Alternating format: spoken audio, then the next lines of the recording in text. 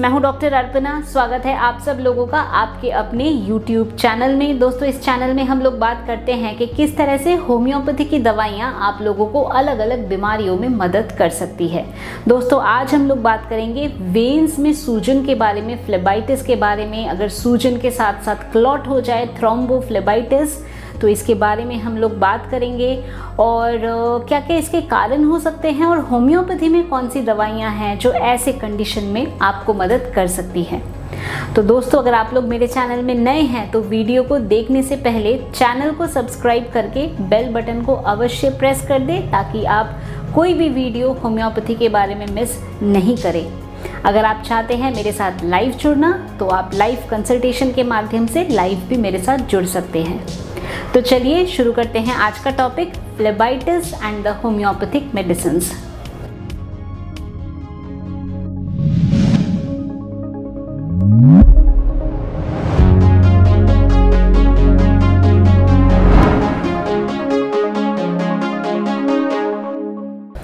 तो दोस्तों, फ्लेबाइटिस या वेन्स में इन्फ्लेमेशन या सूजन ये कब होगा? अगर आपको वेन्स में कोई इंजरी हो जाए, चोट लग जाए, आपको कोई इंट्रावेनस कैथेटर वगैरह लगा हो और उसके वजह से आपकी जो वेन्स हैं उनमें सूजन हो जाए, तो इसी को हम कहते हैं फ्लेबाइटिस।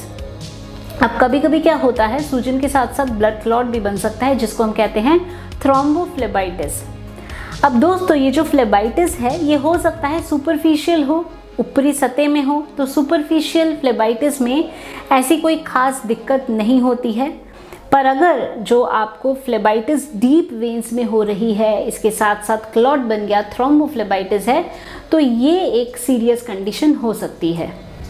तो अब थ्रोम्बोफ्लेबाइटिस क्यों बन सकता है? अगर आप एक पर्टिकुलर पोजीशन में बैठे हैं, मान लीजिए आप लॉन्ग ड्राइव में आप गए हैं और एक ही पोजीशन में बैठे हुए हैं, आप हिल नहीं रहे हैं, तो जो आपका ब्लड सर्कुलेशन है पैरों में वो डेफिशिएंट हो जाएगा या कम हो जाएगा, जिसके वजह से वहाँ पे क्लॉट बन सकता है।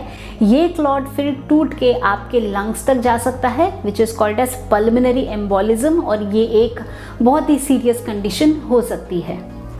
इसके अलावा हो सकता है अगर आप लोग किसी प्रकार के कोई मेडिकेशंस ले रहे हों, आपका क्लॉटिंग टेंडेंसी बॉडी में हो रहा हो, तो ये हमारे कुछ रीज़न हो सकते हैं जिसके वजह से आपको थ्रोम्बोफ्लेबाइटिस हो। इसके साथ साथ आपकी अगर सेडेंट्री लाइफस्टाइल है, आपका चलना फिरना बिल्कुल नहीं होता, आप बैठे बैठे काम करते हैं, ओबेसिटी है, मोटापा है, तो ये भी हमारे कुछ दूसरे रीज़न हो सकते हैं। आपको कोई ब्लड क्लॉटिंग डिसफंक्शन है, आपके कोई ब्लड डिसऑर्डर्स हैं, इसकी वजह से भी आपकी क्लॉट बनने की जो संभावना है बॉडी में वो बढ़ सकती है और उसके वजह से थ्रोम्बोफ्लेबाइटिस आपको हो सकता है। अब हम बात करते हैं, अगर आपको फ्लेबाइटिस हो रहा है या वेन्स में आपको सूजन हो रही है, तो ऐसे में कौन सी दवाइयां हैं जो आपको मदद कर सकती है? दोस्तों, हमारी जो सबसे पहली मेडिसिन फ्लेबाइटिस के लिए है वो है हैमोमिलिस। अब हैमोमिलिस एक बहुत ही अच्छी मेडिसिन है जो कि वेन्स की जो कोटिंग होती है उन पे बहुत अच्छा काम कर सकती है। हैमोमिलिस की बात हम करते हैं, अगर हम वेरिकोज वेन्स की बात करते हैं, वेरिकोज वेन्स है, साथ में आपको पेन वगैरह हो रहा है, तो अगर आपके वेन्स में वेरिकोसिटीज़ आ रही है, उसके साथ साथ पेन है, तो हैमोमिलिस हमारी एक बहुत ही अच्छी मेडिसिन है। इसको हम 6 पोटेंसी में ले सकते हैं, 30 में ले सकते हैं। हैमोमिलिस की जो ऑइंटमेंट है वो भी आती है, उसका प्रयोग कर सकते हैं, मदर टिंचर का प्रयोग कर सकते हैं। ये कम्प्लीटली निर्भर करता है कि हम किस पेशेंट को दे रहे हैं, उनके क्या सिम्टम्स है, उसी हिसाब से हमें डोजेज इसकी देनी होती है। दोस्तों, जो हमारी सेकेंड मेडिसिन है फ्लेबाइटिस के लिए वो है आर्निका। अगर आप लोगों को इंजरी हुई और इंजरी के वजह से कंट्यूजन हो गया, नीला पड़ गया, आपको एक बहुत ही लेम, सोर, ब्रूज सी फीलिंग हो रही है, दुखन होती है आपको, आप बेड में लेटते हैं तो आपको लगता है दर्द हो रहा है, इधर उधर अपनी पोजीशन चेंज करते रहते हैं, इंजरी के बाद आपको प्रॉब्लम हो रही है, क्लॉट्स वगैरह बन गए हैं, तो क्लॉट्स को डिज़ोल्व करने में, हील होने में और जो ब्रूस्ड फीलिंग है इससे उभरने में जो आर्निका मेडिसिन है वो आपको मदद कर सकती है। दोस्तों, नेक्स्ट हमारी मेडिसिन है पल्सटिला। पल्सेटिला में हम देखते हैं एक हेवीनेस का महसूस होता है, एक भारीपन का महसूस होता है।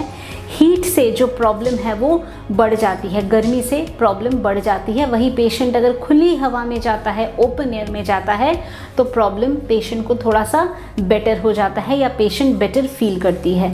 पल्सेटिला हमारी एक टिमिड मेडिसिन है, तो जो लोग थोड़े से टिमिड होते हैं, थोड़े से बहुत ज़्यादा उनको वीपिंग डिस्पोजिशन होता है, छोटी छोटी बात पे रोना आ जाता है, तो ऐसे केसेस में जो पल्सेटिला मेडिसिन है ये बहुत ही अच्छा काम करती है।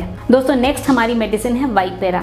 वाइपेरा में हम देखते हैं कि वेन्स की डायलेटेशन होती है और डायलेटेशन की वजह से एक ब्लूइश डिस्कलरेशन हो जाता है, साइनोसिस होता है और इसके साथ साथ दर्द, पेन बहुत ज़्यादा मार्क्ड होता है। वेरिकोज वेन्स में भी वाइपेरा मेडिसिन को हम कंसिडर कर सकते हैं। दोस्तों अगली हमारी मेडिसिन है जिंकम मेटालिकम।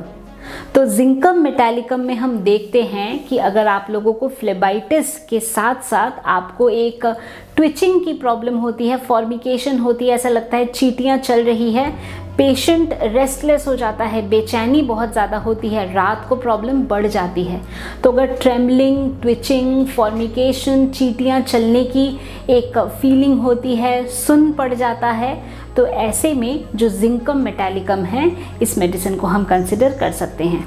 तो दोस्तों ये थी हमारी होम्योपैथी की कुछ मेडिसिन जो कि फ्लेबाइटिस में बहुत ही हेल्पफुल है। मेडिसिन है हमारी hamamelis, arnica, pulsatilla, vipera and zincum metallicum. तो दोस्तों मैं उम्मीद करती हूँ कि अभी जो इन्फॉर्मेशन मैंने आप लोगों के साथ शेयर किया वेन्स में सूजन या इन्फ्लेमेशन के बारे में, आपने इसको पसंद किया है तो वीडियो को लाइक करना, शेयर करना, कमेंट करना और चैनल को सब्सक्राइब करना बिल्कुल भी नहीं भूलें। अगर आप चाहते हैं मेरे से अपॉइंटमेंट बुक करना तो आपको क्या करना है, दिए गए नंबर पे आप लोग केवल व्हाट्सएप के माध्यम से मैसेज भेज सकते हैं। मेरे ऑफिस से आप लोगों को अपॉइंटमेंट बुक करने की सारी डिटेल्स मिल जाएंगी।